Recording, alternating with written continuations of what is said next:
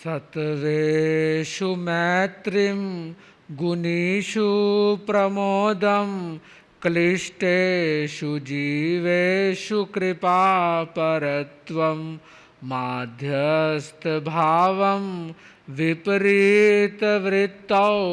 सदा ममात्मा विदधातु देव सदा ममात्मा विदधातु देव।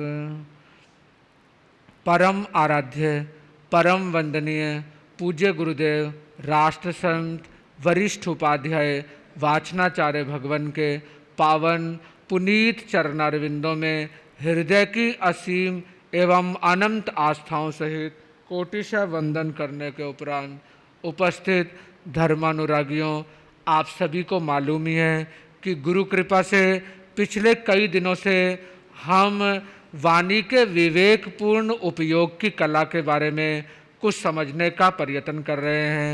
हम सभी लोग इस सच्चाई को अच्छी तरह समझ चुके हैं कि बोलने की शक्ति प्राप्त करने की बड़ी भारी कीमत जीव को चुकानी पड़ती है।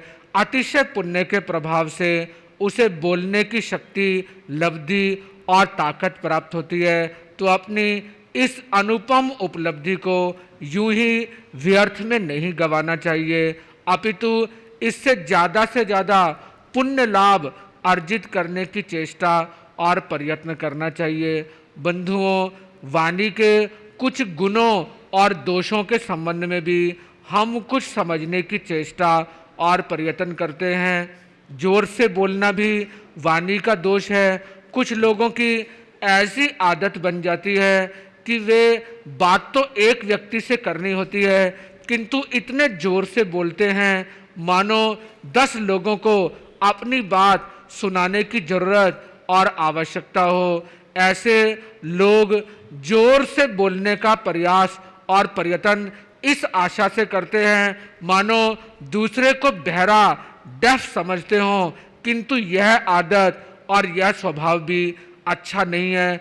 अपशब्द बोलना या किसी को गालियां देना, एब्यूसिव लैंग्वेज का प्रयोग करना, ये भी वाणी का एक बहुत बड़ा दोष, अवगुण और बुराई है। कुछ लोगों की ऐसी हैबिट डेवलप हो जाती है, आदत बन जाती है कि वे बात बात में गालियों का इस्तेमाल और प्रयोग करते हैं। उन्हें खुद भी मालूम नहीं चल पाता कि कब उनके मुंह से गाली का प्रयोग और प्रचलन हो जाता है, यानी उनके शब्दों के साथ गालियां उनके जुबान पर इतनी ज़्यादा चढ़ जाती हैं कि बोलते उन्हें कोई विवेक, कोई भान नहीं रहता। गालियां देना मानो उनका तकिया कलाम बन जाता है। इच्छा ना होते हुए, दुर्वचन बोलने की भावना ना होते हुए भी वे अनायास अपने मुंह से ऐसे दुर्वचन और गालियों का प्रयोग, इस्तेमाल कर बैठते हैं। किंतु यह आदत, यह स्वभाव भी अच्छा नहीं है। किसी के साथ भी हल्की जुबान से बात नहीं करनी चाहिए। नौकर हो अथवा मजदूर, कोई आपका मातहत, सुबॉर्डिनेट, आपके अधीन काम करने वाला व्यक्ति भी क्यों ना हो, किंतु सबके सम्मान और इज्जत को सुरक्षित रखते हुए मीठे और मधुर वचन ही उनके साथ बोलने का प्रयास और प्रयत्न करना चाहिए। कठोर शब्द बोलना भी वाणी का एक दोष है। एक ही बात कटुता से भी कही जा सकती है और उसे मधुरता पूर्वक, स्वीटली भी एक्सप्रेस और अभिव्यक्त किया जा सकता है। दूसरों के हित, भले और कल्याण की बात भी क्यों ना हो, किंतु अगर वह बात कटु ढंग से, कड़वी शैली से और व्यंग्यात्मक लहजे में कही जाएगी तो उसका उतना असर और उतना प्रभाव नहीं होता जितना उसी बात को मीठे लफ्जों में, मीठे अल्फाजों में और मधुर ढंग से कहने से होता है। अतः कठोर वाणी का उच्चारण कभी भूलकर भी नहीं करना चाहिए। ज्ञानी जन इसीलिए तो कहते हैं कि शस्त्र प्रहार से भी शब्द प्रहार अधिक भयंकर, दारुण, कष्टदायक और खतरनाक किस्म का होता है, क्योंकि शस्त्र का घाव चाहे वह कितना भी गहरा हो, बुलेट गोली कितनी गहरी अंदर क्यों ना चली गई हो, किंतु सर्जरी करके उसे भी बाहर निकाला जा सकता है। वह घाव ड्रेसिंग करने से, पट्टी करने से, एंटीबायोटिक और जख्म को सुखाने की दवाएं लेने से भरने लग जाता है, किंतु दुर्वचनों के द्वारा जो घाव भीतर हो जाता है वह जिंदगी भर कभी भी भरने का नाम नहीं लेता। अंदर ही अंदर उसकी पीड़ा, उसकी कसक और उसकी तकलीफ व्यक्ति को आकुल व्याकुल, हैरान परेशान कर देती है।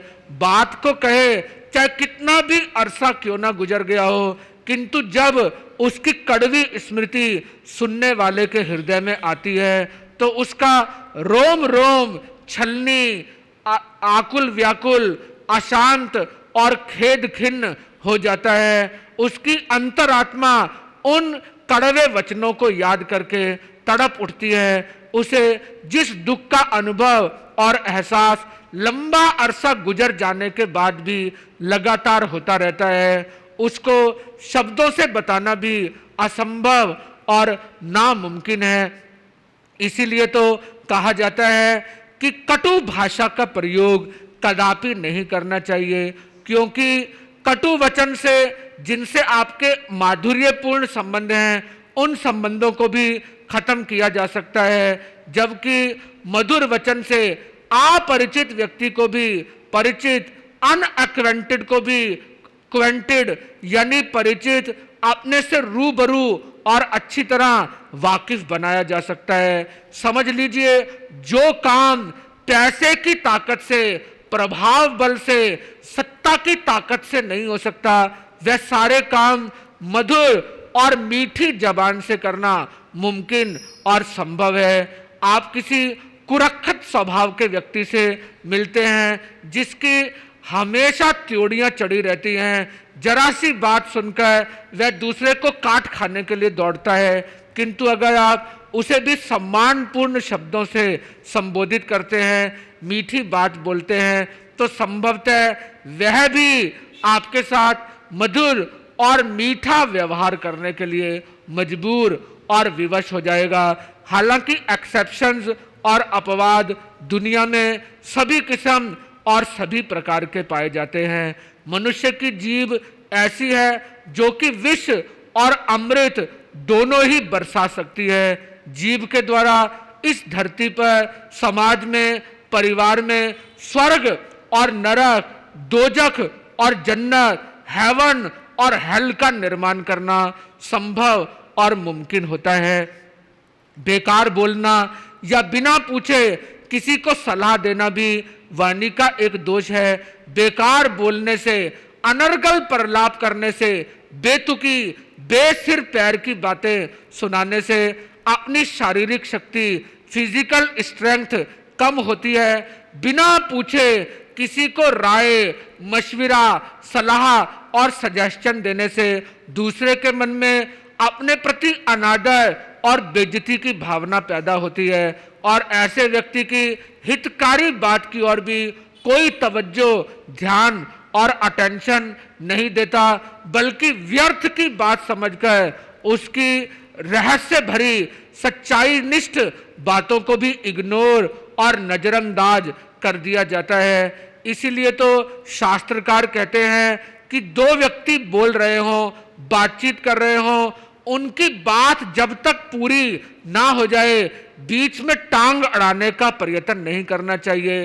इंटरप्ट करके आप दूसरों के मन में अपनी इज्जत खत्म करते हैं, दूसरों के मन में आपके प्रति सम्मान की भावना शेष नहीं रहती, दूसरे भी आपको कड़वी नजरों और निगाहों से देखने लगते हैं, आपका सम्मान भी धूमिल और क्षतिग्रस्त हो जाता है।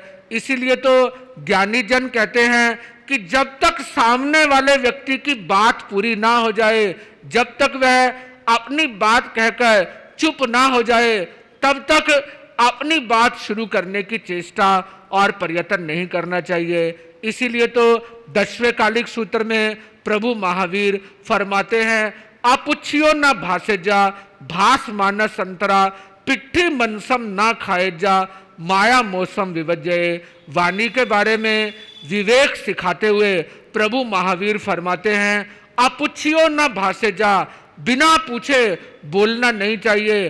अगर कोई आपकी राय, आपकी तजवीज नहीं मांग रहा, नहीं देने के लिए आपको रिक्वेस्ट कर रहा, तो ऐसी स्थिति में अपनी बात अपने आप से कहने की चेष्टा और प्रयत्न नहीं करना चाहिए, बल्कि चुप्पी साध कर बैठे रहना चाहिए। अगर आप दूसरे के द्वारा राय मांगे जाने पर ही राय देंगे तो आपकी राय की कोई कीमत, कोई कदर और कोई मूल्यांकन हो सकता है, अन्यथा कूड़े का ढेर समझकर आपकी बात को इग्नोर और नजरअंदाज कर दिया जाएगा। भास मानस अंतरा, लोगों की बातचीत चल रही हो तो उनकी बात पूरी हुए बिना बीच में अपना सुझाव देने, अपनी होशियारी और अपनी बुद्धिमत्ता साबित करने की कुचेष्टा और कुप्रयत्न भी नहीं करना चाहिए। भगवान महावीर एक और बात कहते हैं, पिट्ठी मनसम ना खाए जा, पीठ का मांस नहीं खाना चाहिए।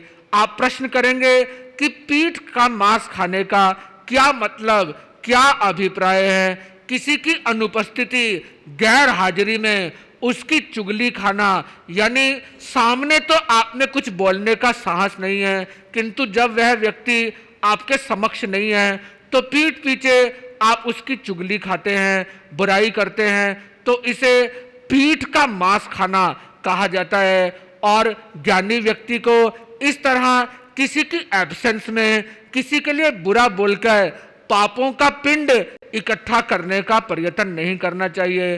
अंतिम बात कही गई, माया मौसम विवज्जये, कपटपूर्ण असत्य भाषा का प्रयोग नहीं करना चाहिए। ना तो झूठ बोलने योग्य होता है और कपट तो किसी भी स्थिति में बोलने की अनुमति और इजाजत शास्त्रकारों ने नहीं दी। माया मृषा यानी कपटपूर्ण असत्य भाषा का इस्तेमाल करने से व्यक्ति को गुरेज, संकोच और परहेज करना चाहिए। असत्य बोलना भी वाणी का एक बहुत बड़ा दोष है। असत्य बोलने के शास्त्रकारों ने कई कारण बताए हैं। क्रोध से, लोभ से, भय से, हास्य से, क्रीड़ा से, कौतूहल से, राग से और द्वेष से, इन 8 कारणों से प्रेरित होकर लोग झूठ बोलते हैं, किंतु किसी भी वजह से झूठ का इस्तेमाल नहीं करना चाहिए। असत्य बोलने वाला जीव एकेंद्रियत्व को प्राप्त होता है, यानी एक इंद्रिय, स्पर्श इंद्रिय, टच करने, छूने की ताकत ही उसे मिलती है। बाकी सारी इंद्रियों से वह महरूम और वंचित हो जाता है। और अगर वह कभी किसी विशेष पुण्य के प्रताप से मनुष्य बन भी जाए तो भी वह गूंगा होता है। उसको मुंह के अनेक रोग सताते रहते हैं, उसके मुंह में से दुर्गंध और बदबू निकलती रहती है। कोई भी उसके पास बैठना नहीं चाहता और अपने पास बैठने की उसे इजाजत और अनुमति नहीं देता। अतः असत्य भाषण का कदापि इस्तेमाल और प्रयोग नहीं करना चाहिए। एक सत्य घटना आपको सुनाने जा रहा हूं। आज से लगभग 230 वर्ष पूर्व बंगाल में मल्लिक सेठ नाम के एक धनाढ्य व्यापारी थे। वह बहुत ही धर्मिष्ठ और सत्यवादी व्यक्ति के रूप में विख्यात थे। वे बहुत बड़े व्यापारी थे। उस सस्ते जमाने में भी उनका लाखों रुपए का उस वक्त कपड़े का व्यापार देश और प्रदेश में होता था, किंतु साथ में उनकी प्रामाणिकता, जबान के वचनों की बड़ी भारी कीमत और वैल्यू थी। उस सस्ते युग में उन्होंने अपनी ढाका की दुकान से 4 लाख रुपए की मलमल इंग्लैंड भेजी थी, जिसकी राशि अपने पास आ जाने पर वे उसे साथ लेकर कलकत्ता से अपने घर राना घाट को जा रहे थे। रास्ते में एक नदी पार करनी पड़ती थी। उस समय पुल नहीं था, नौका के माध्यम से नदी को पार करना पड़ता था। जिस नौका से मल्लिक सेठ नदी को पार कर रहे थे, उस नौका में सेठ उनके 4 कर्मचारियों और नौका को चलाने वाले 2 मल्लाहों के अलावा और कोई नहीं था। मार्ग भयग्रस्त था। उस समय लुटेरे मौका पाकर यात्रियों को लूट लिया करते थे, इसलिए मल्लाह तेजी से नाव को परले किनारे पर पहुंचाकर यात्रियों को सुरक्षित उनके गंतव्य पर पहुंचाने का प्रयत्न करते थे। किंतु उस दिन संयोगवश अंधेरा होने को आया था, रात घिर गई थी। जब नौका दूसरे किनारे की ओर जा रही थी तो अचानक ही अनुकूल मौका, उपयुक्त अवसर देखकर समुद्री लुटेरों के एक समूह ने यात्रियों पर धावा बोल दिया। चूंकि नौका में सवार व्यक्ति इतने अधिक नहीं थे कि लुटेरों का मुकाबला करते हुए नौका को दूसरे किनारे तक ले जा सके, तो अपनी प्राण रक्षा के निमित्त सेठ ने लुटेरों के सरदार से कहा, भाई तुम जो कुछ चाहते हो हमसे ले लो, किंतु हमें सुरक्षित अपनी मंजिल गंतव्य स्थान तक पहुंचने दो। लुटेरों के सरदार ने कहा, सेठ हमें और कुछ नहीं चाहिए, जो कुछ भी तुम्हारे पास कीमती और मूल्यवान है वह सब का सब हमें सौंप दो। सेठ ने 4 लाख रुपए की राशि उस वक्त उन लुटेरों को संभाल दी। लुटेरों की खुशी का कोई पारावार नहीं रहा, उनकी बांछें खिल गई। इतनी बड़ी रकम मिल जाने की वजह से उनके पांव प्रसन्नता से जमीन पर नहीं पड़ रहे थे। किंतु जाने से पूर्व लुटेरों के सरदार ने सेठ से पूछ लिया, सेठ अब और कुछ तो तुम्हारे पास नहीं है? सेठ ने जवाब दिया, नहीं भाई अब और कुछ भी मेरे पास नहीं है। लुटेरों का सरदार अपने साथियों के साथ आगे की ओर बढ़ गया, किंतु अचानक ही सेठ की निगाह अपनी अंगुली में पड़ी हीरे की अंगूठी पर पड़ी, जो उस समय 10,000 रुपए की थी। उसने मन ही मन सोचा, मुझसे भूल हो गई, मैंने कह दिया अब कुछ भी मेरे पास मूल्यवान नहीं है, जबकि यह कीमती अंगूठी तो अभी भी मेरी अंगुली में पड़ी हुई है। उसने आवाज देकर लुटेरे के सरदार को बुलाया और कहा, भाई मुझसे गलती हो गई है, यह मूल्यवान अंगूठी तो अभी भी मेरी अंगुली में पड़ी रह गई है। उसे देने के लिए उसने अपना हाथ आगे बढ़ाया। यह देखकर लुटेरों का सरदार तो स्तब्ध रह गया, काटो तो खून नहीं, ऐसी हालत उसकी हो गई। जहां वह सेठ की सत्यवादिता पर प्रसन्न हुआ, अपने घिनौने जीवन के प्रति उसके मन में बहुत पश्चाताप की भावना उत्पन्न हुई। उसने अपने सारे साथियों को इकट्ठा किया और उन्हें समझाया कि इस सेठ की पाई पाई संपत्ति वापस लौटा देनी चाहिए। ऐसे सत्यनिष्ठ व्यक्ति की संपत्ति हमें कदापि हजम नहीं हो सकती। पारे की तरह हमारे एक एक रोम को फोड़कर बाहर निकलेगी। इसलिए कल्याण इसी में है कि इससे जो कुछ लूटा है इसे वापस सौंप दिया जाए। लुटेरों ने सेठ की सारी संपत्ति उसे वापस लौटा दी और सेठ के सत्याचरण का लुटेरों पर इतना असर प्रभाव पड़ा कि उन्होंने जिंदगी में फिर दोबारा लूट खसूट ना करके नेक नियति पूर्वक कमाई करने की प्रतिज्ञा अंगीकार की। उनके हृदय परिवर्तन से सेठ भी अत्यंत खुश हुआ और उसने स्वयं अपनी ओर से वह अंगूठी अपने जीवन की दिशा परिवर्तित करने के लिए अपनी ओर से पुरस्कार के रूप में लुटेरों के सरदार को बार बार आग्रह पूर्वक उसे सौंप दी, संभाल दी। आप समझ सकते हैं कि सत्य बोलने वाले व्यक्ति का दूसरों पर कितना गहरा असर और प्रभाव होता है। लुटेरों के क्रूर हृदय को भी सेठ ने अपने सत्य भाषण के गुण से तब्दील और परिवर्तित कर दिया। जरूरत से ज्यादा बोलना भी वाणी का एक दोष और एक बुराई है। श्रीमद् उत्तराध्ययन सूत्र में प्रभु महावीर फरमाते हैं, बहुयंग माया आलवे, अर्थात बहुत ज्यादा बोलने की चेष्टा और प्रयत्न मत करो। अधिक बोलने से व्यक्ति की मानसिक, शारीरिक और आत्मिक सभी प्रकार की शक्तियां और ताकतें क्षीण और कमजोर हो जाती हैं।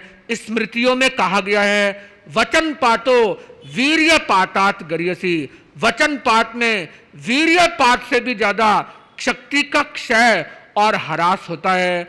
आज के भोजन वैज्ञानिक कहते हैं कि एक पाव यानी 250 मिलीलीटर दूध पीने से जितनी शक्ति आती है, एक अक्षर शब्द बोलने से उतनी शक्ति क्षीण और कमजोर हो जाती है।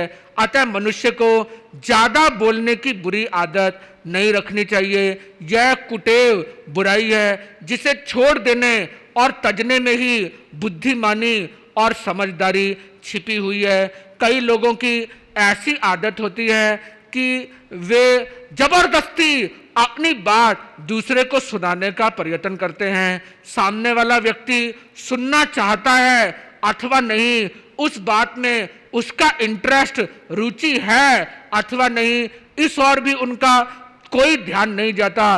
वे तो जबरदस्ती दूसरे को पकड़कर अपनी बात उसके कानों में ठूसने की चेष्टा और प्रयत्न करते हैं और ऐसा करके मानो अपने दिलो दिमाग के बोझ को हल्का और लाइट कर लेते हैं। ऐसे लोगों के लिए ही चेस्टरफील्ड कहते हैं, never hold anyone by the button or the cord in order to be heard out, for if people are unwilling to hear you, you had better hold your tongue than hold them. जो व्यक्ति तुम्हारी बात सुनना नहीं चाहता, तुम्हारी बात सुनने के लिए तैयार नहीं है, जबरदस्ती फोर्सिबली उसे अपनी बात सुनाने के लिए बटन पकड़कर अथवा हाथ पकड़कर रोकने की कोई जरूरत, कोई आवश्यकता नहीं है। दूसरे को पकड़कर रोके रखने से तो अपनी जुबान को पकड़कर रखना ज्यादा उत्तम और ज्यादा श्रेष्ठ होता है। और इसी में अपना भला और अपना कल्याण भी छिपा हुआ है। इसीलिए तो किसी अन्य विद्वान ने कहा है, he who can not refrain from much talking is like a city without walls.